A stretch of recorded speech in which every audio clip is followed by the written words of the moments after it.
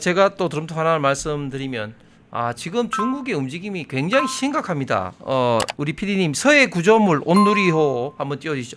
서해 구조물이 있으면, 서해 구조물이 뭐냐? 지금 중국 당국에서 서해에 계속해서 지금 구조물을 만들고 있습니다. 그 구조물에 온누리호가 접근하니까 중국의 함정 5척이 지금 둘러쌌다는 겁니다. 지금 이게 지도상으로는 조금 한번 혹시 지도상으로 못 나타 좀 낼 것 같은데, 이 중국이 지금 이제 고정식 구조물을 서해에 계속해서 만들고 있는데요. 자기 소위 말해서 배타적 어떤 수역에 만들면 관계가 없는데, 한중 잠정 조치 구역 수역이라고 해서 화면을 좀 씁니다만, 여기에 자꾸 이제 구조물을, 고정식 구조물을 지금 이제 만들고 있는 거예요. 그런데 이런 것들이 굉장히 지금 이제 우리나라 어떤 해상 어떤 그 이용이라든지, 또 앞으로 여러 가지 어떤 뭐 군사적 시설뿐만 아니라 어떤 어업권에도 굉장히 영향을 좀 많이 미치기 때문에 이것을 조사를 해보려고 온누리호가 가니까 저기 내용처럼 중국의 함정이 둘러쌌다는 겁니다. 이렇게 중국이 한중 잠정 수역, 즉 공동으로 이용해야 되는 이런 어떤 수역에 야금야금 지금 들어오고 있다. 야금야금 들어오고 있다. 이런 것들이 지금 굉장히 좀 우려스러운 것이고, 앞으로 제가 볼 때는 중국에서 이런 어떤 고정물이 계속해서 늘어날 가능성이 굉장히 많다. 즉 한중 잠정 수역, 그러니까 어떻게 돼 있습니까? 이 서해를 둘러싸고 그 배타적 어떤 수역이 있고요. 배타적 수역은 이제 한국과 우리 대한민국과 중국이 이제 그 전속적인 지배권이 있는 것이고, 그 다음에 중간에는 공동 어떤 수역이 있는데, 이 공동구역에 고정물 계속해서 지금 이제 설치를 하고 있는 겁니다. 이렇게 중국이 해상 도발을 지금 이제 계속해서 오고 있다. 이 문제에 대해서 우리가 좀 더 강력하게 항의하고 유엔에도 강력하게 지금 항의해야 되는데, 우리는 지난번 12.3 비상겸직 후에 탄핵 국면, 그리고 특히 지금 이재명 정권 들어와서 지금 입도 뻥끗도 지금 하고 있지 않습니다. 이런 것을 우리가 강력하게 우리가 좀 규탄을 해야 되고, 또 한 가지, 중국인들이 엄청나게 지금 우리 대한민국의 부동산, 집, 땅을 많이 사고 있습니다. 그렇죠, 이게 어제 오늘의 문제가 아닌데요. 제가 국회에 있을 때 2011년도부터 2023년도까지 조사를 해보니까 거의 한 12년, 13년 동안 지금 어떻게 되느냐, 한 열 몇 배의 그런 어떤 부동산을 사서 지금 제가 2023년도 기준으로 말씀드리면 여의도에 한 6, 7배 땅을 지금 갖고 있습니다. 엄청나게 많은 땅을 갖고 있고요. 그다음에 많은 지금 아파트를 소유하고 있는데, 이런 어떤 것들이 점점 더 속도가 지금 붙고 있습니다. 이 상태 놔두다가는 우리가 왕서방 밑에 우리가 전세를 살고 세를 살아야 되는, 그리고 이미 살고 있는 그런 어떤 시대가 온다. 우리 HPP 48님처럼 베트남 같은 경우도 지금 강력하게 항의를 지금 하고 있거든요. 남사군도 문제라든지 이런 것 때문에. 그런데 우리는 지금 이제 뭘 지금 하고 있는 겁니까? 입도 뻥끗 못 하고 있는 참 한심한 지금 상황이 지금 되고 있습니다. 맞습니다. 그 이제 서해, 아까 그 사진 좀 띄워주십시오. 아까 그 기사 서해 온누리호가 이제 사건 일지를 좀 말씀드리면 3시 이제 어제였나요? 2025년 2월 26일 겁니다. 이게 지금 상당히 시간이 좀 지났습니다.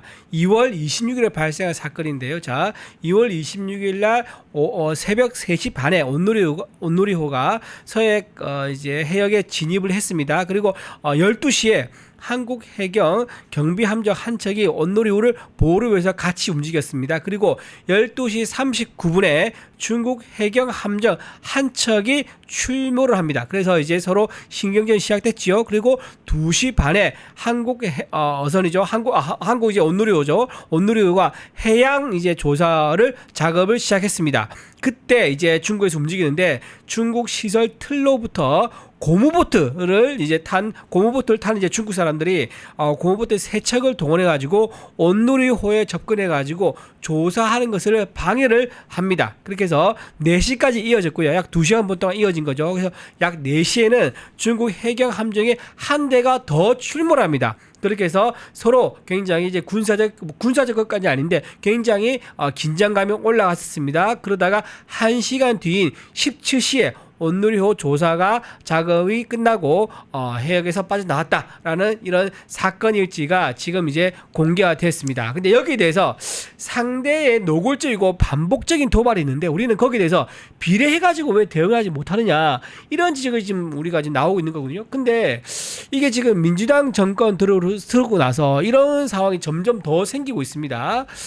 북한의 도발에도 우리는 이제 바로 즉각적으로 비례해서 또는 비례 이상으로 대응을 한다든가 이렇게 해야지 상대가 그 2차, 3차 도발을 못할 것인데 거기에 대해서 대응 수위가 낮다거나 또는 대응을 늦게 한다거나 하는 것들이 민주당 정권에서 반복돼 왔다는 거. 자, 이런 지금 중국과의 긴장관계 속에서도 우리가 뻔히 잠정 이제 조치 수역인데 거기에서 이제 그 영구적인 구조물까지 세웠음에도 불구하고 우리가 당당하게 철거 요구를 하지 않는다거나 또는 가서 철거를 우리가 시도하지 않는다거나 자, 이런 것들 때문에 굉장히 우리가 굴욕적인 상황이 이어지고 있다. 그렇다 그러면 우리 해역을 내주는 거 그런 것이 아니냐. 해양 주권을 침탈당하고 있음에도 불구하고 말 한마디 못하고 있는 거 아니냐. 지금 이재명 정권이 쉐쉐를 했었는데 그 정권이 정말 후보가 아니라 대통령 되고 나서도 쉐쉐로 가는 거 아니냐. 그런 우려가 낳고 있습니다.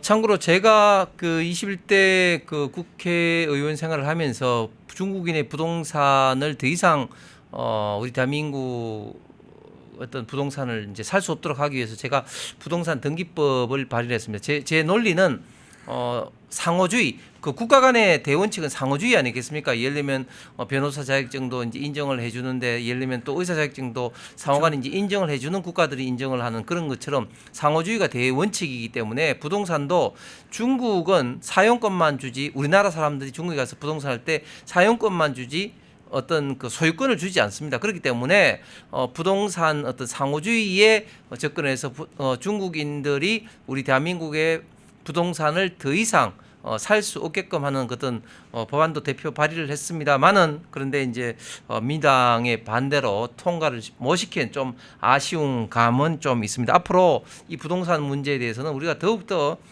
해서 빨리 조속한 시일 내에 막지 않으면 이거는 큰 문제가 된다 이렇게 말씀을 좀 드리고 싶습니다. 그리고 중국에서 아까 우리나라 부동산 매수에 대해 굉장히 우려된다 했는데 올해 처음으로 외국인이 우리나라에 산 부동산이 10만 가구를 넘었다고 하더라고요. 10만 가구요. 네. 그중에서 56%, 약 60% 가까운 게 중국인입니다. 네. 어느 정도로 현금 동원력이 좋냐면요. 최근인데요. 서울 강남구에 타워팰리스 있습니다. 거기에 펜트하우스가 하나 있어요. 그 펜트하우스를 1988년생 중국인이 아주 젊은 중국인이 전액 현금으로 샀다고 합니다. 그 정도로 중국은 현금 동원력이 좋기 때문에 우리나라 알짜배기 부동산을 지금 야금야금 다 장악하고 있는데 이것 때문에 오히려 또 우리나라가 정작 집이 필요한 사람들이 제때 집을 못 산다든가 또는 이 돈 많은 부동산 중국의 큰손들 왕서방 큰손들은요. 부동산 가격을 이 사람들은 그 따지지 않는 거예요. 그러니까 시세가 예를 들면 10억이다. 라면 나는 30억에 살게. 라고 하면서 사버리는 거예요. 그리고 부동산 가격 상승이 큰 원인이 되죠. 네. 그래서 그 문제도 심각한 문제가 되는 겁니다. 네네. 펜앤마이크에서 추천하는 영상도 보고 가세요. 다른 영상도 즐기시려면 구독 버튼을 꼭 눌러주세요.